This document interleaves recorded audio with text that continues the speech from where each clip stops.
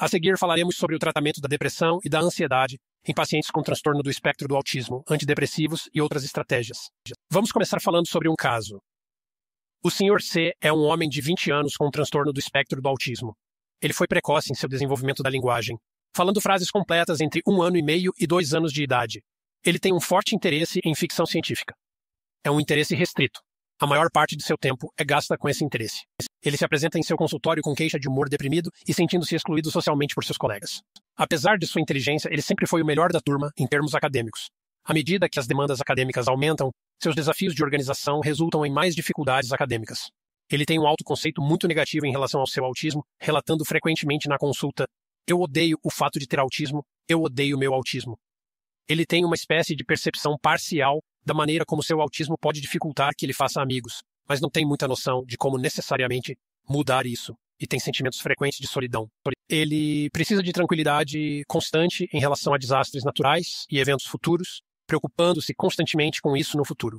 Seus pais passaram a evitar assistir ao noticiário perto dele ou falar sobre o futuro, com medo de que ele tenha necessidade constante de ser tranquilizado em relação a essa questão. A depressão e a ansiedade representam outro alvo comum de tratamento para o clínico, que prescreve medicamentos para crianças, adolescentes e adultos com transtorno do espectro do autismo. No momento da gravação desta palestra, ainda não há estudos baseados em medicamentos com ISRS ou qualquer outro medicamento para o tratamento da depressão em pacientes com transtorno do espectro do autismo. É uma espécie de omissão gritante, neste momento, em termos do campo de pesquisa. Há uma necessidade real de estudos duplos cegos controlados por placebo sobre medicamentos. ISRS para o tratamento da depressão em pessoas com autismo. Os ISRS podem apresentar mais desafios com relação à tolerabilidade entre pacientes com autismo em comparação com populações neurotípicas. E, é claro, os ISRS têm um alerta de caixa preta em crianças e adultos jovens neurotípicos, mas o mesmo alerta se aplica a pacientes com transtorno do espectro do autismo e vale a pena conversar com os cuidadores e pacientes. A advertência de caixa preta a ser observada é a ideação suicida. A abordagem clínica para o tratamento de transtornos depressivos em pacientes com transtorno do espectro do autismo ainda segue a abordagem de tratamento para o uso desses medicamentos em crianças e adolescentes neurotípicos com depressão. Os ISRS, a bupropiona, a mirtazapina e os SNRIs, inibidores da recaptação de serotonina norepinefrina, podem ser considerados para o tratamento da depressão. Também vale a pena ter cuidado com a prescrição de bupropiona em pacientes com transtorno do espectro do autismo, pois ela pode reduzir o limiar de convulsão. É importante verificar se os pacientes com autismo têm distúrbios convulsivos antes de iniciar a bupropiona e discutir com seus neurologistas e com o paciente o risco de retorno das convulsões se você prescrever esse medicamento.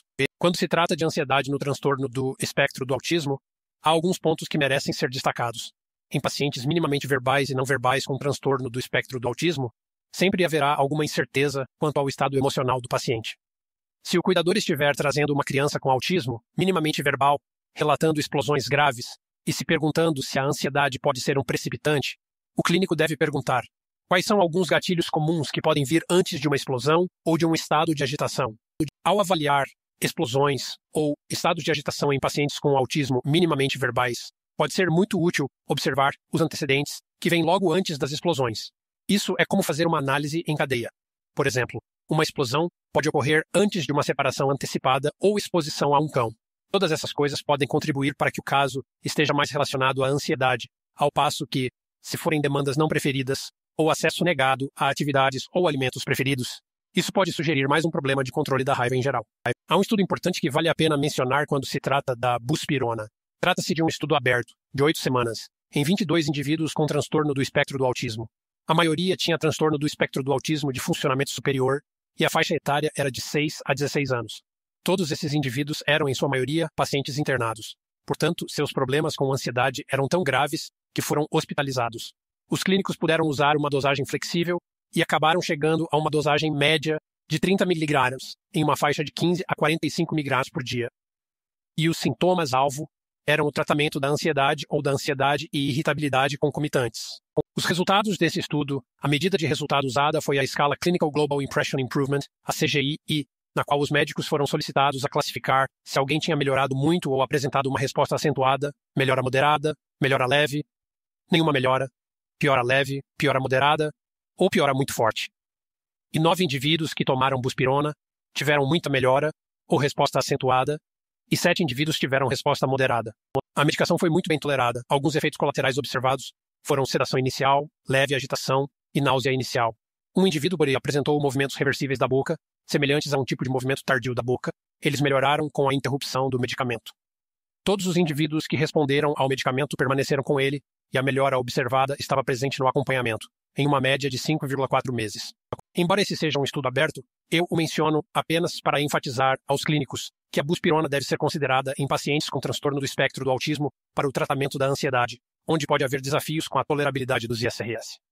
Mesmo em casos graves de ansiedade, a buspirona ainda pode ter um impacto. Portanto, na abordagem clínica do tratamento de transtornos de ansiedade em crianças com transtorno do espectro do autismo, os médicos devem considerar a buspirona como um possível agente de primeira linha. A mirtazapina ou os inibidores seletivos da recaptação de serotonina também devem ser considerados. Os agonistas alfa-2 são usados para o tratamento da hiperatividade, mas como podem ter efeitos sobre a diminuição da resposta de luta ou fuga mediada pela norepinefrina, às vezes podem ser considerados agentes calmantes, que podem ajudar com a ansiedade. E da mesma forma, os beta-bloqueadores, como o propranolol ou o propranolol de ação prolongada, podem ser considerados. E os benzodiazepínicos também podem ser eficazes na redução da ansiedade nessa população. Alguns pontos importantes a serem levados para casa nessa sessão. A psicofarmacologia para o tratamento do transtorno depressivo maior em pacientes com transtorno do espectro do autismo tem, até o momento, poucas pesquisas para orientar os clínicos.